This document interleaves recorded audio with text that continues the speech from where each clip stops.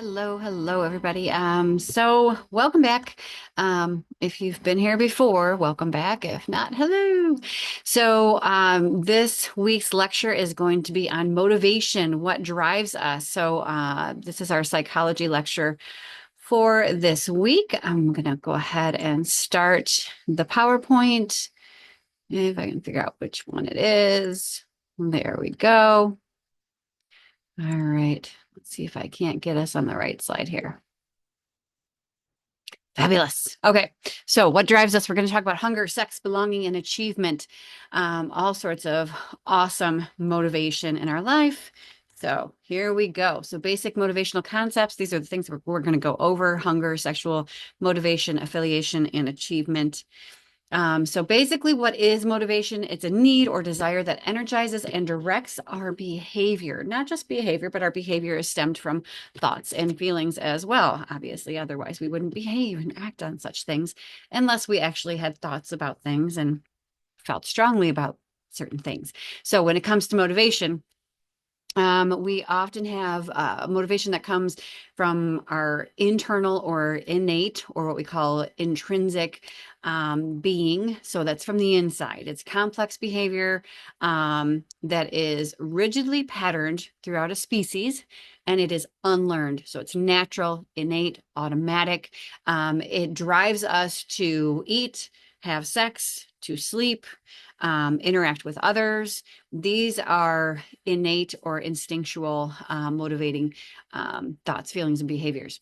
So physiological needs, these are basic bodily requirements. Again, we need to eat, we need to sleep.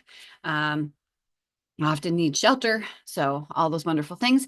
So some of these associated terms are going to include things like homeostasis. This is the tendency to maintain balance or constant internal state. So this includes things like blood glucose, body weight, hormone levels.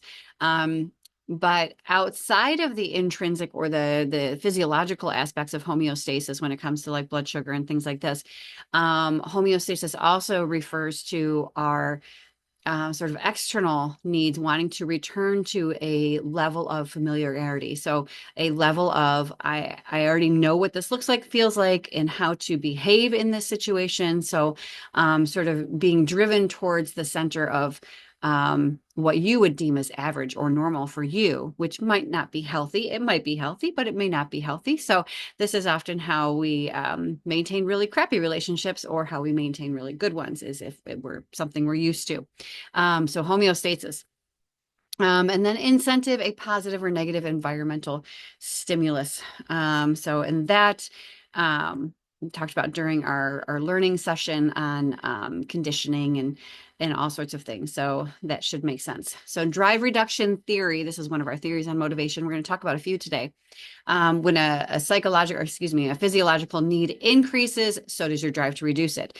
It's a big, well, duh moment right there, right? So drive reduction. I feel hungry. I want to reduce my hunger, so I'm going to eat. I feel sexually aroused, so I'm going to have sex to reduce the feeling of bodily arousal.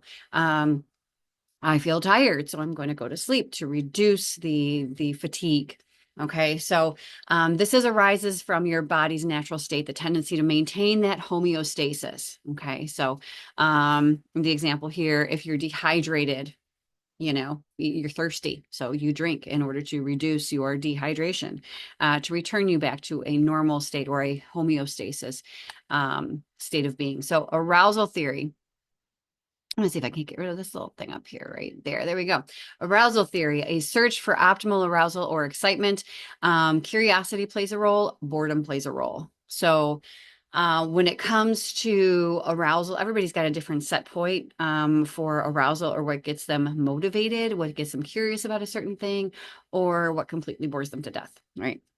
So the Yerkes-Dodson, or Yerkes, however you want to pronounce it, Dodson law, is performance increases with arousal only up to a certain point, beyond which performance decreases. So when we talk about this law, basically it's you have to be under a certain amount of challenge or stress to be motivated or aroused to do a certain thing, whether you're in a job or you've got a specific talent and you're working towards a goal. If you're a carpenter and you're making something, right? It's got to be challenging enough for you to stay motivated and aroused.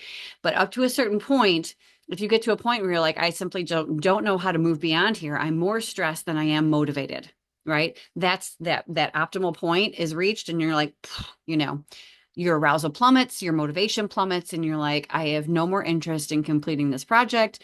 The stress level is too high and I give up. So basically, this law states that you've got to maintain a certain level of arousal in order to keep that same level of motivation. Okay, and so it'll make a little more sense when we talk about Vygotsky here in a moment. So basically, this is: have you ever felt too stressed to focus, or maybe too relaxed to care? So that's where this Yerkes Dotson law comes in. So basically, right, you're too stressed to function anymore, or you've just gotten to the point where you're just like, whatever, giving up. So this is a little graph to kind of show you about the Yerkes-Dotson law. So the physiological principle that states performance improves with arousal, but only up to that optimal point, right? So at the very top. So we've got performance on the left side here of your graph, arousal at the bottom, right? And then very at the center where you've got there's strong arousal, strong performance, and then you see arousal or stress, we can rename it here. Stress takes over and gets high while performance continues to lower.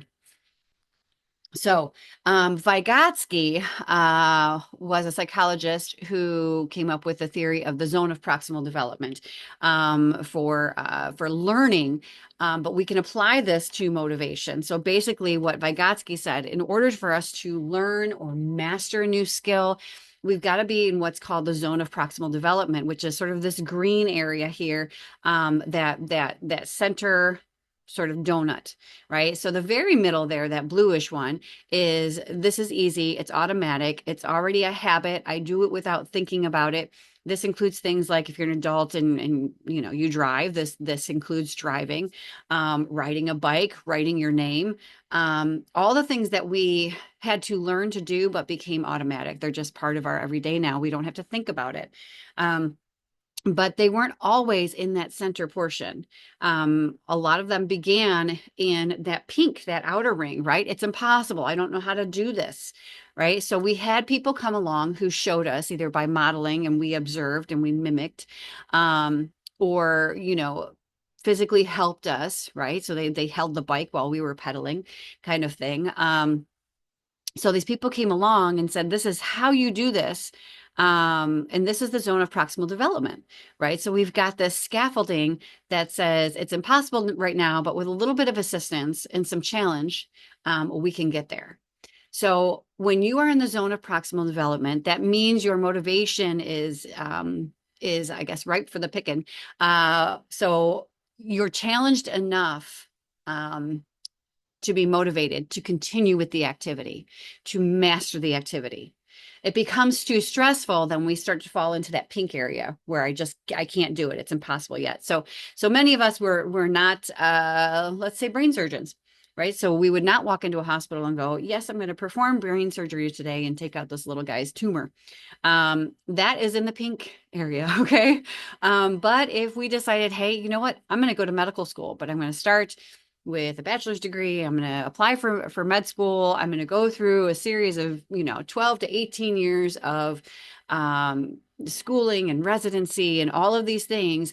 All of that time is going to be in the zone of proximal development. And the more we master, the more that becomes automatic, the more activities move into that center point. Okay. So we should always be in the zone of proximal development with something. There should always be something that we're challenged enough to stay motivated, and we know that we can do it and accomplish it, even if we have to YouTube a video to help us along the way at first, right? But if it becomes too challenging, then we're like, forget it, right? It's in that pink area. We're like, never mind. If we work at a job where it's just far too boring and this is easy and I have zero motivation, right? We kind of end up in that little middle circle there. So as human beings, we are driven towards challenge. We really are.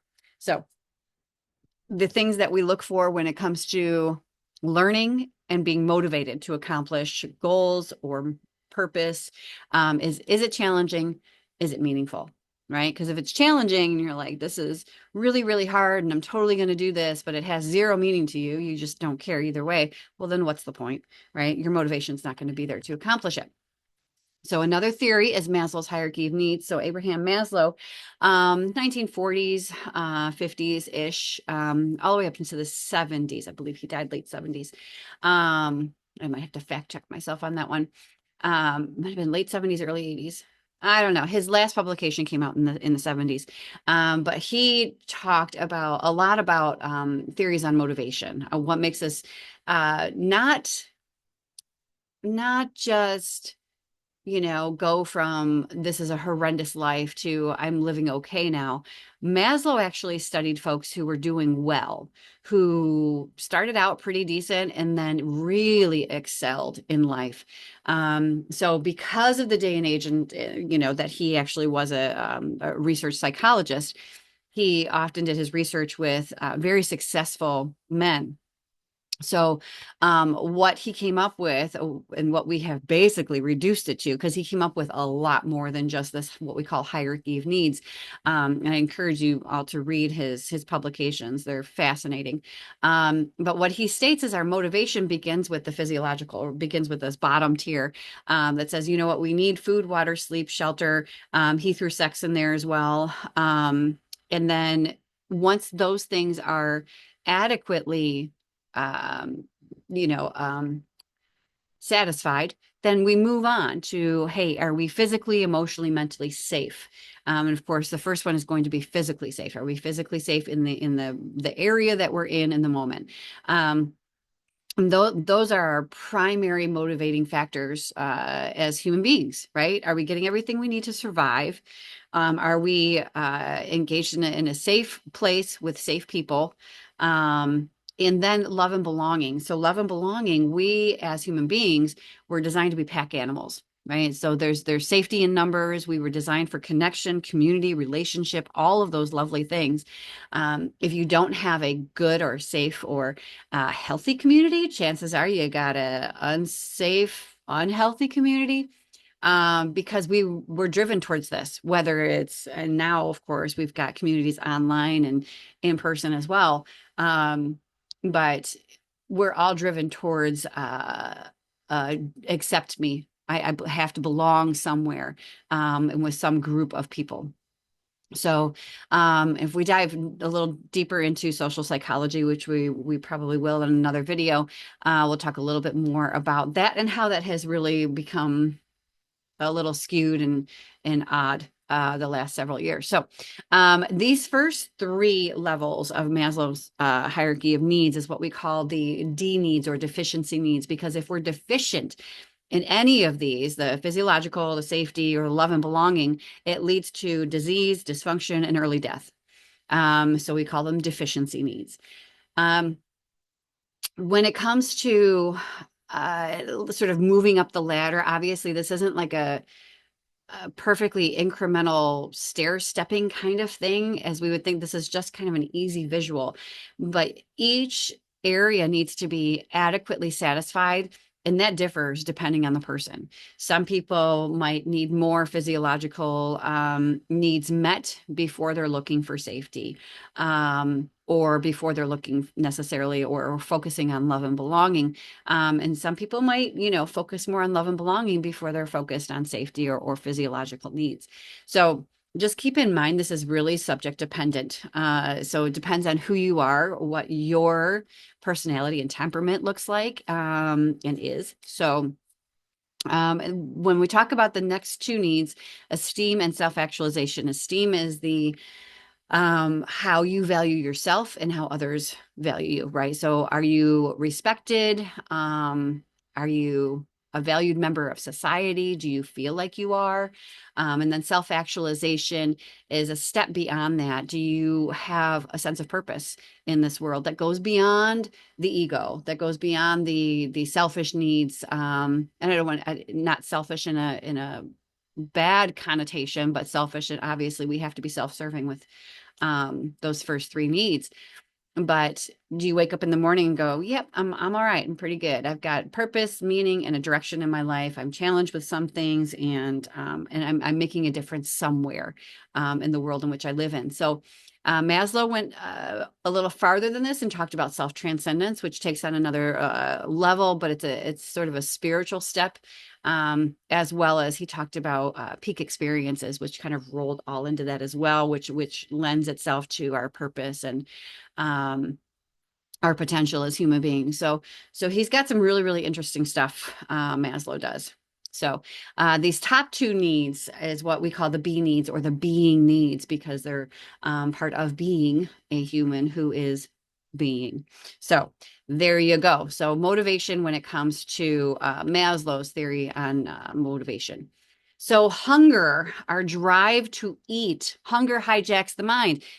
I'm sure, like many of you, from time to time get a little hangry, right? So hunger tends to take over, especially when it's extreme. So people feel hunger, actual physical symptoms to maintain one's body, normal body weight, and adequate nutrition supply. So I'll preface this with, the important part is here is the adequate nutrition supply, because we have plenty of food in this country, and plenty of access to it. However, we do not have plenty of access to adequate nutrition when it comes to the food that is readily available, or even available to I would say, some socioeconomic groups. So what happens if you are eating enough calories? That should say but, not by, but are not getting adequate nutrition or nutrients. So, the body's going to store what it can, which is we see a huge obesity shift in the United States. Our food is devoid of the nutrients that we used to get from them. So, and especially all the packaged food, it really doesn't have any nutrients in there for you. So at least not that your body can recognize and break down in a way that's adequate. So terms associated with hunger: glucose. This is a form of sugar in the bloodstream, provides a major source of energy for body tissues. When its level is low, we feel hunger. Now, here's the thing. You don't need to eat glucose in order to have glucose in the blood. Your body actually creates enough glucose for your energy levels, right? And then when it's got enough glucose and it's expended, that kind of energy, it expends the fat that you have in your body, which is a great thing for many of us. So, a set point, the point at which your the weight thermostat may be set, and I put that in quotes, right? The weight thermostat may be set. So when the body falls below this weight, increased hunger and a lower metabolic rate may combine to restore lost weight. So again, the metabolism is going to slow down a little bit, and the body's going to hang on to whatever's coming in. So if you reduce the amount that you're eating, in order to, you say, I'm gonna lose weight, it may work for a little while, but your metabolism, your metabolic rate is going to go, nope, I'm going to plummet because I need to hold on to this because famine is coming, right? Or famine is here.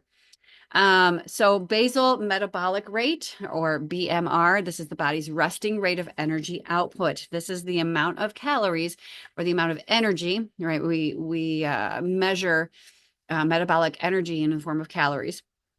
So this is how many calories, or the amount of energy that your body actually burns every day, without doing much of anything. So, because your body does burn calories without doing much of anything. So, appetite hormones. So, ghrelin, this is a hormone secreted by empty stomachs. It sends the I'm hungry signals to the brain. Orexin, which is hungry triggering hormone secreted by the hypothalamus. Leptin, the protein hormone secreted by fat cells. So when abundant, causes the brain to increase metabolism and decrease hunger. So leptin says, Stop eating. Ghrelin says, start eating, right? And then PYY, this is digestive tract hormone, sends the I am not hungry signals to the brain. So it's important that all of your systems, and especially your endocrine system, right? So your hormone producing and releasing system is working appropriately, because sometimes these wires get a little mixed up based on the kind of nutrients that are coming into your body, the kind of nutrients you're putting into your body. So it might get a little confused there. So taste preferences, biology and culture works together here. It tells us when, but also what to eat. So when the body is stressed, the body craves sweet, salty carbohydrates, which boost the neurotransmitter serotonin, the feel-good chemical. So when we're stressed out and the body's like, whoa, we need to calm down. So that's what, we crave sweets and salty and carbohydrates. So when it comes to different types of food and the way that they taste, when we taste sweets, it generally is a source of energy. Salty this is life sustaining. Carbohydrates is, hits the dopamine receptors and the serotonin. So it's the feel good stuff. So ancestral transmission. So boy, oh boy, the typos. Eastern culture spices, not Easter. Boy, oh boy. Okay. I have to go through this again. I'm not the best editor, you can tell. Okay. So Eastern culture spices are different than Western culture spices. So attract some and repel others. So, when we talk about social psychology and why some groups tend to remain strictly marry within their own groups, right? Some of it has a lot to do with, those cultural practices, and that includes the foods that are eaten and the spices that are used. But oftentimes, folks can kind of even tell based on how someone smells what kind of food they eat. And we don't do this on a conscious level. Your sense of smell is really, really an interesting sensory function. So, but on an unconscious level, it either attracts us to some or repels us to others. So different regions of the world play a role in taste preferences. So Nordic nations, they were hunters. Equatorial nations, gatherers. So meat or fruit. Right? What do you prefer? So ancestrally, we often have a preference towards eating one thing or another, or our body reacts to some things better than others. So if your ancestors were typically from the Nordic regions, you might do better eating mostly meat. If your ancestors were from equatorial nations, perhaps you do really well maintaining a good nutritional balance with fruits or vegetables. So, and we can have a odd debate about that some other time when it comes to phosphates and all that good stuff. So we'll reserve that for another time. So situational influences. Do you ever find yourself eating mindlessly? I think all of us have done that at some point or another, right? So we sit down to watch a movie and we're like, oh, I think I'll order a pizza or have some popcorn, and we're not hungry. We just want something to munch on while we're watching a movie or whatever the case might be, or we're with friends, right? So there's a social component to some things. We often eat more when we are with friends. And that has a lot to do too. When you're watching somebody eat, you actually salivate, even if you're not hungry. If you're not hungry and you sit down and there's a table full of food and people are eating and you weren't hungry before you sat down, but now all of a sudden you're hungry, the mirror neurons in your brain are matching everybody else's. So it's sort of the same concept. If I smile at you, you have a tendency to smile back. And it's automatic. It's not a thought about kind of thing. These are mirror neurons that are actually firing off when we interact with one another. It's sort of the yawn effect. I yawn, you yawn, and everybody in the place yawns. Serving sizes, so dish size matters. So when offered supersized servings, they're often taken. We believe, and I think it's instinctual, it's ancestral, that we have to take as much as we possibly can at one time because famine is coming. Again, this is a really unconscious and primitive behavior. However, it's there. So we have to consciously think about, okay, do I really need this amount of food? or can I leave this be? I'm going to actually have access to food later. So this isn't the last time I'm going to eat.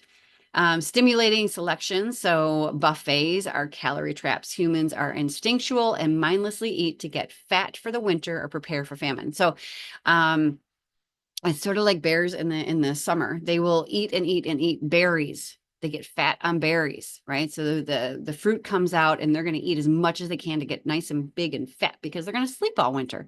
And if you're in the northern states, we kind of do want to sleep all winter because the sun goes down at freaking 4 o'clock in the afternoon. I exaggerate just a little bit, but you get the idea. We get tired and we label that as, seasonal affective disorder. Really, it's just our ancestral intuition and instinct going, you need to just go to sleep for a while, right? The sun goes down. That means it's time to go back to the cave. The predators that will eat us are out and roaming and we can't see them. So retreat and hunker down. So nudging, nutritious options. So nudging in quotes here, when offered before unhealthy options are often taken. So if you present healthy options at a school lunch line, so if you present like carrots or something before ice cream, then carrots are often taken. But if you put all the junk food up front, then oftentimes the junk food is taken first. So moving on to sexual motivation. So asexual, this term just means having no sexual attraction towards others. Sex hormones. So estrogen and testosterone play a major role in sexual development and behavior throughout a lifespan. So during prenatal development, this is occurring. This is hardwiring, the baby for future development when it comes to how much estrogen, how much testosterone, and when to release it during puberty. So, or the onset of puberty. So after puberty and well into late adulthood, there's a gradual decline throughout adulthood when it comes to these release of sexual hormones. So, and these sex hormones come from the ovaries and the testes. But the pituitary gland often plays a vital role in when these hormones get released. So the genetic component is there during prenatal development. So in the womb, right? So mama's baking the baby. All of these things are getting set up. And environment, however, also plays a role in how, so we call it priming, right? So environment, do you have access to adequate nutrition? Do you live in a house full of stress? Is there a father missing in the household? Do you play extreme sports? All of these things can impact if puberty is delayed or if it comes on, if it's onset early. So keep that in mind. Our body does have a set point, but environment can play a really, really huge role in either turning it on early or prolonging it to come on late. So sexual dysfunction, a lack of sexual energy or ability for arousal, erectile dysfunction, female orgasmic disorder. So these are, lost motivation for sexual functioning. So paraphilias, para in the Greek means beyond or abnormal. And philia, it means love, friendship, or brotherly love. So paraphilia is love, friendship, or brotherly love that is beyond or abnormal. So these are some things that can go awry when it comes to intrinsic, I guess, motivation or sexual functioning. So mostly representative in males. Problems with arousal or sexual dysfunction do experience sexual desire, but directed in unusual ways. So we'll get you a couple of examples down here. So it's classified as a disorder if a person experiences distress from an unusual sexual interest or it harms or risks others.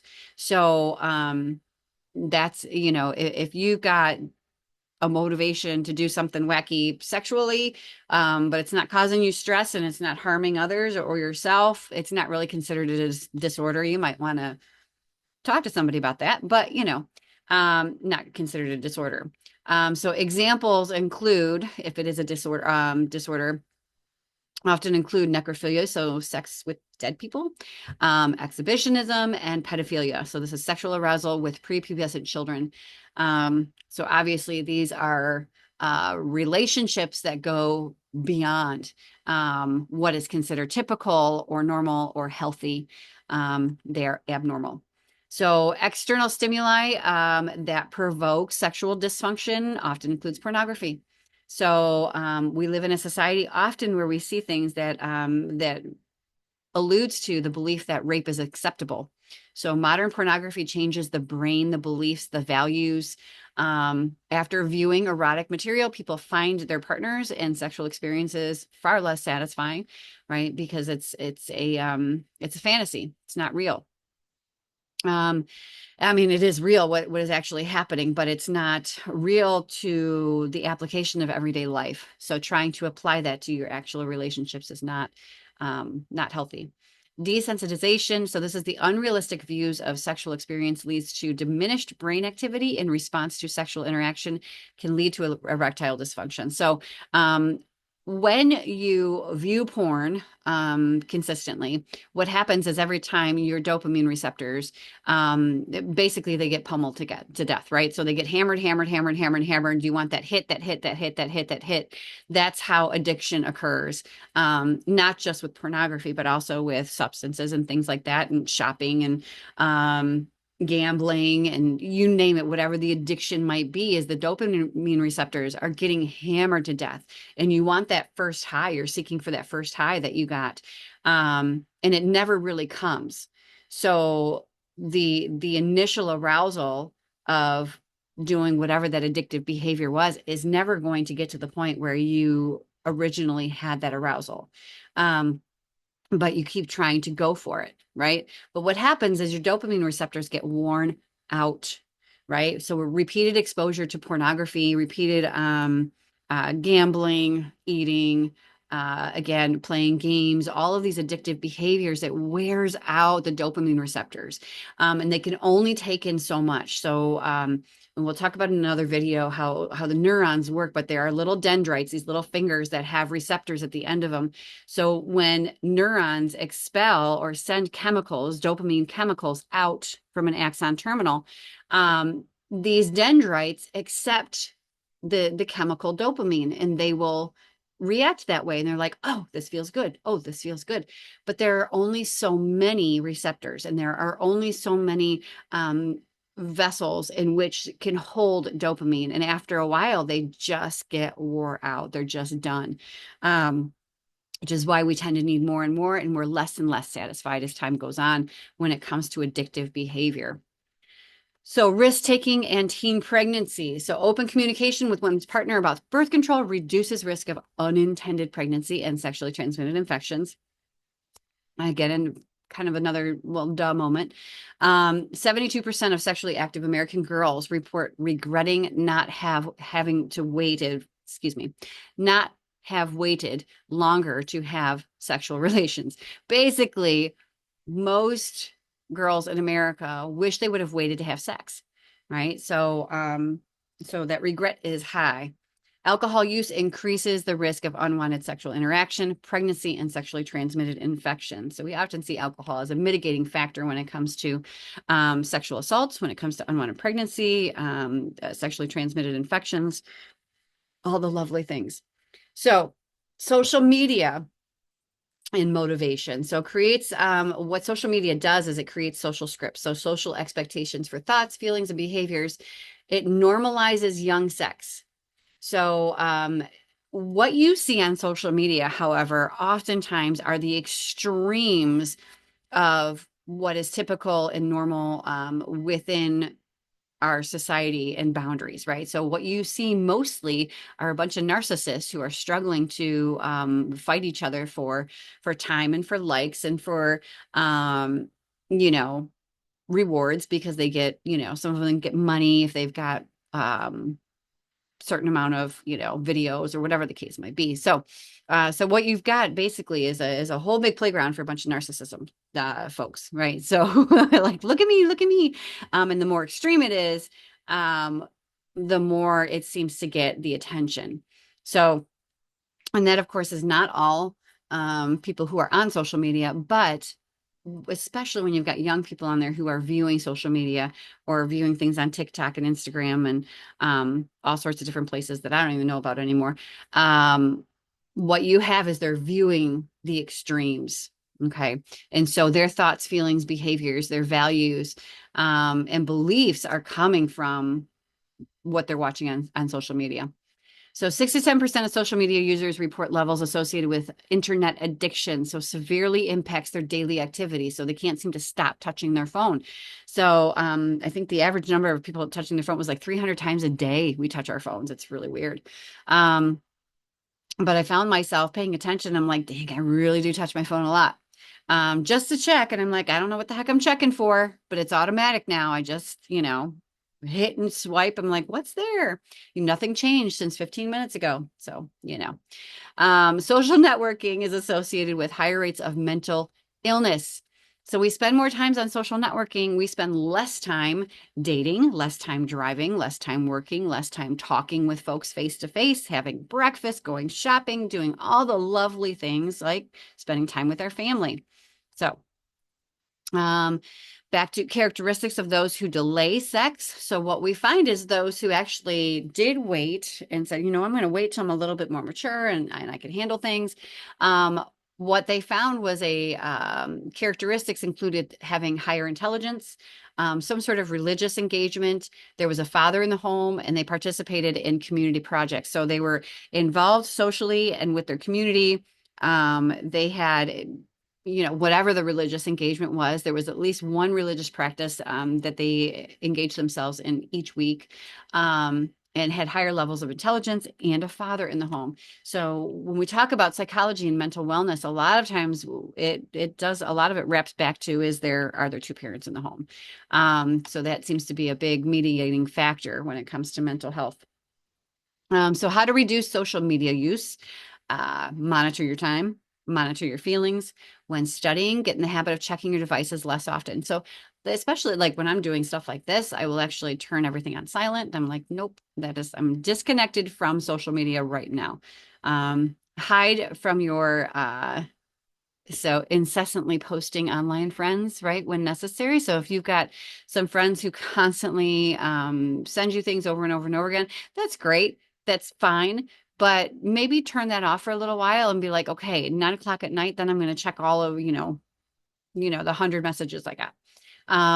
Refocus by taking walks in nature. I'm actually going to do that today because it's the first day that it's felt like spring and it's amazing out there. So I'm gonna. Okay. So affiliation and achievement motivation. So affiliation need is the need to build and maintain relationships and feel part of a group. So this could be any kind of group, Boy Scouts, Girl Scouts, Chamber of Commerce. This could be a sorority, fraternity, you name it, being part of a group, right? Affiliation and achievement motivation. So am I part of a group that makes me feel good? Am I valued? Am I respected? So that is basically that theory, that we're motivated by achievement and status seeking. And some are, that's definitely a thing. So self-determination theory, this is Ryan and DC. So they came up with this self-determination theory that included three main components. The first component is competency, mastery, challenge, and self-efficacy. So competency includes, do I have things in my wheelhouse that I'm really good at? And mastery includes those things that you could actually easily teach others. So if you're a master of something, if you're an expert at something, it means you can sit down and have a conversation and actually explain to others what it is you're a master of or an expert in, or stuff that you do really, really well. So competency also includes a challenge, right? So do I keep myself motivated by continuing to challenge myself in new activities, new ways of thinking? Self-efficacy is the knowledge that I can take on the challenges that come my way, right? So life sucks at the moment and I'm broke and I don't know what to do, but you know what? I know that there's a way. And I'm going to find a way. There's a way to get through this, right? And that is self-efficacy. So how high your self-efficacy is really correlates to how competent you may feel in any given situation. Autonomy is the second component here. And this includes being independent enough to make your own choices and decisions, to set your own direction when it comes to what your challenge is, what you want to be master of or an expert in. And this level of autonomy actually comes early on in childhood. So Eric Erickson talks about autonomy versus shame and doubt pretty early on. I think it's about 1.5 to 3 years old. We begin to explore our environment. This includes a lot of curiosity, right? But do I have the independence to actually do that, or am I being shamed for it? And this continues actually throughout adulthood. We've got a lot of adults who, you know, by on the outside, it looks like, hey, yes, they're independent, they make their own choices, but there's a lot of social or family influence that says, no, that's not right, you're heading the wrong direction. And maybe they're shamed into thinking that they can do something or not do something that they feel really passionate about. So this happens quite a bit. And then the third component is relatedness. So connection to others, connection to the activity, belonging to a group. So it has meaning as a result of the connection. So not just I have a bunch of friends, but I have a bunch of connections and we all build each other up. Or I have a writing group and we all help each other and edit each other's work. There's meaning in the connection, in the relationships. So again, these three components, the self-determination theory by Ryan and DC, competence, autonomy, and relatedness. So achievement, motivation continued. This is a desire for significant accomplishment or mastery, for mastery of skills or ideas, for control, for attaining a high standard. So this requires discipline, talent, ambition, energy, and persistence. In other words, grit.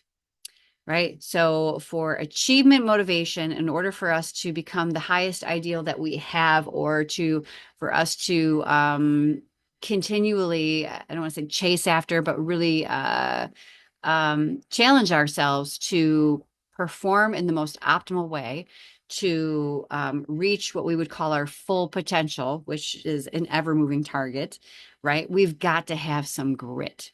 There's got to be some resilience about you. Even if you fall down, you're like, well, that sucked, but I'm going to get back up and I'm going to do it again, maybe a little bit differently this time. So setting and achieving goals, intrinsic motivation, a desire to perform a behavior effectively for its own sake. So this means you've got a passion, you've got something inside you that says, I'm going to do this thing. I've got to do this thing. I don't know why, but it's in me to do it.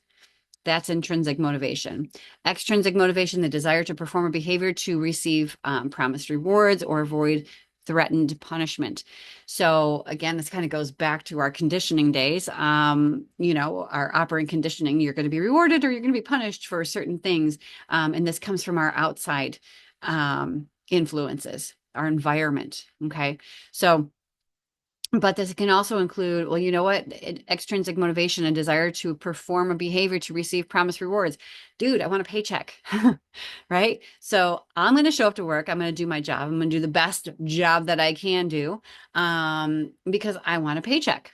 So there you go. Those would be extrinsic motivation. However, I love my job. I have a passion for my job and for what I do for teaching. And that is intrinsic for me. So I've got both of those things happening in the same realm or the same thoughts, feelings, and behaviors.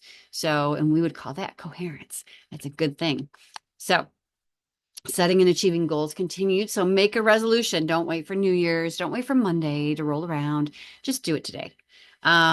Make sure it's specific, measurable, achievable, realistic, and time bound. Those are what we call SMART goals, right? So specific, measurable, achievable, realistic, and time bound.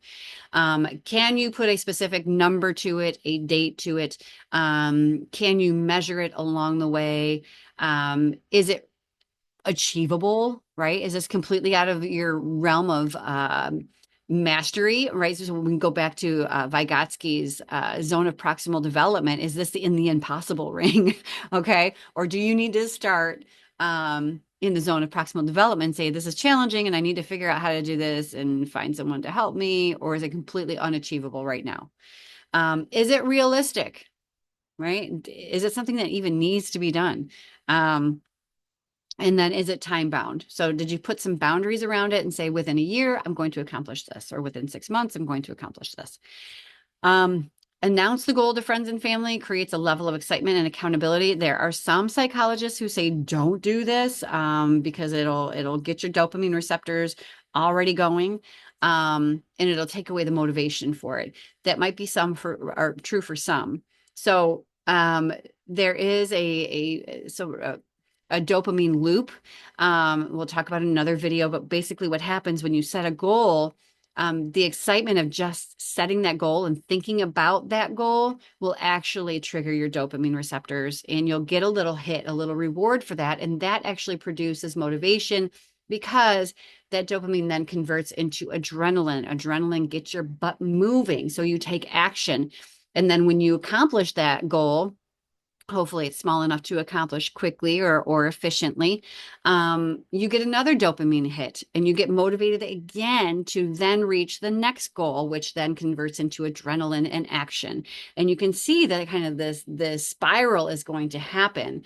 So instead of closing the dopamine loop, right, which is I'm going to set the goal, I get excited, the dopamine comes, the adrenaline hits, I spring into action, accomplish the goal, and then that dopamine loop is closed. You don't want to close that loop. You want to capitalize on the function of this, right? So the dopamine gets released. It converts into adrenaline. You take that action step, you complete it, but you're already thinking about the next step in mind. So that dopamine is right behind it. You're like, oh yeah, I'm so excited to reach the next one, and then the next one, and then the next one, right? So these tiny little accomplishments turn into something big. And you don't lose motivation, or at least not for long along the way. So develop a plan of action. Start with the big goals and then create those smaller action steps. Again, the smaller you can make those and get those little dopamine hits and then little action steps along the way with adrenaline to keep you going, the better. So create short-term rewards that support long-term goals. Monitor and record your progress. So again, it's got to be measurable. Create a supportive environment. So if you've got people around you who are like, you're never going to be able to do that, and you're an idiot and you suck and blah, blah, blah, just tune those people out. You know, if you can get away, then get away. If you can't, just find a way to create a supportive environment that doesn't include the people, the naysayers. Okay. And then transform the hard to do behavior into must do habits. Because again, what we put into our zone of proximal development will then convert into habit. It will convert into something that we're automatically going to do, right? It just becomes part of our daily routine. So my cat's doing funny things over here. So I'm trying to figure out if we're Kiki. All right. I gotta find my button. So all right, hold on. Here's my button. Sheesh. All right, trying to get to the next slide. And that's done. All right, so Kiki concluded the end of our lecture here. Here's thank you, Kiki. Awesome. So that being said, thank you for she's biting me now. Thank you for joining me and Kiki. She's insane. Say hello. So for today's lecture on motivation. So I think she's motivated to eat, which is why she's driving me crazy. So I hope you guys had a good time, and I will see you around. Bye.